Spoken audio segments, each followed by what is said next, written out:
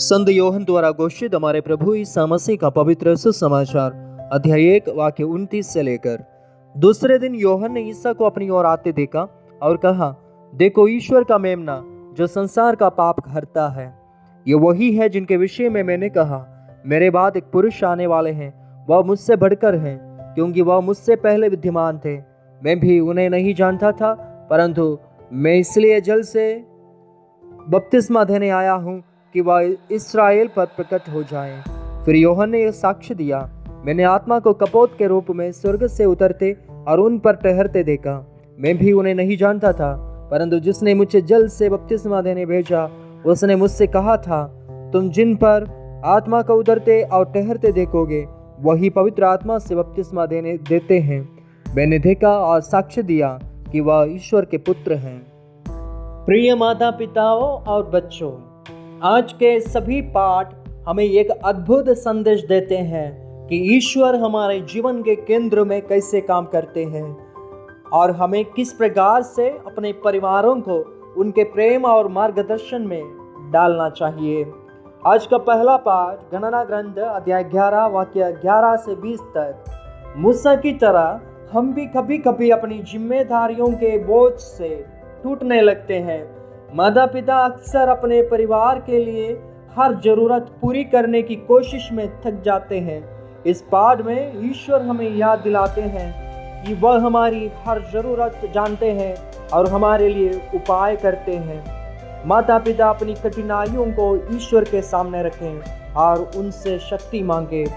बच्चे भी यह सीखें कि शिकायत करने के बजाय ईश्वर पर विश्वास करना जरूरी है। आज का दूसरा पाठ यशायाह नबी का ग्रंथ अध्याय 45 वाक्य 18 से अध्याय 46 वाक्य 4 तक। यहाँ ईश्वर स्पष्ट करते हैं कि वह ही सृष्टि के एकमात्र निर्माता और पालन करता है।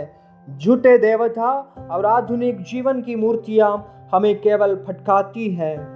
परिवारों को झूठे देवताओं, धन, शक्ति, पद से बचते हुए ईश्वर को अपने जीवन का केंद्र बनाना चाहिए। सादगी और विनम्रता के साथ परिवार को ईश्वर की महिमा करनी चाहिए। आज का तीसरा पाठ इब्रानियों का नाम पत्र अध्याय 4 वाक्य 1 से 10 तक। सच्चा विश्राम ईश्वर में है। यह विश्राम केवल विश्वास और आज्ञाकारिता से पाया जा सकता है। यह पाठ हमें याद दिलाता है कि हमारे जीवन की भाग दौड़ में आत्मिक विश्राम कितना महत्वपूर्ण है। परिवार के लिए रविवार का दिन एक विशेष दिन बनाएं, चर्च जाएं, प्रार्थना करें और एक साथ समय बिताएं। ईश्वर के वचनों में विश्वास रखकर सच्चे शांति का अनुभव करें। आज का सुसमाचार, योहन बपतिस्ता ने यीशु को ईश्वर का मेमना कहा जो दुनिया के पापों को हर लेते हैं।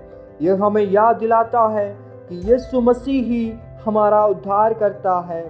अपने परिवार में यीशु को सबसे बड़ा स्थान दें। बच्चों को यह सिखाएं कि अपने जीवन और कार्यों से यीशु का प्रचार कैसे करें। यीशु हमें अपने पापों से मुक्त करते हैं, सच्चा विश्राम देते हैं और अपने प्रेम से हमारा मार्गदर्शन करते हैं। माता पिता अपने बच्चों को सिखाएं कि ईश्वर के बिना हमारा जीवन अधूरा है। बच्चे अपने माता पिता के प्रयासों को पहचानें और ईश्वर के वचनों में विश्वास करना सीखें। हे प्रभु यीशु, आप हमारे जीवन के केंद्र हैं। हमें आपके मार्ग पर चलने, आपकी महिमा करने और अपने परिवारों को आपके प्रेम का गवाह बनाने में सहायता करें। हमें सच्चा विश्राम, शांति और विश्वास प्रदान करें। आमीन।